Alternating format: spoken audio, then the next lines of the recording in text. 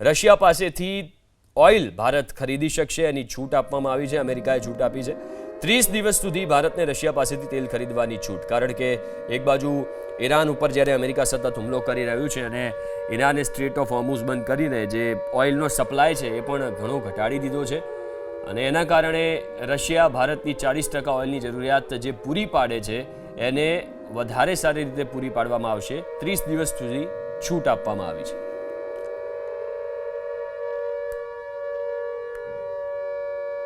તો મહાયુદ્ધની વચ્ચે આ ખૂબ જ મોટા સમાચાર। અમેરિકાએ રશિયા પાસેથી તેલ ખરીદવાની છૂટ આપી છે। 30 દિવસ સુધી ભારત હવે રશિયા પાસેથી તેલ ખરીદી શકશે। અમેરિકાએ જ્યારે ટેરિફ લાદ્યો અને એના પછી જે ડીલ થઈ હતી એમાં અમેરિકા સતત કહેતું હતું કે રશિયા પાસેથી ભારત તેલ ખરીદવાનું બંધ કરે, નહીં તો અમે ટેરિફ વધારીશું।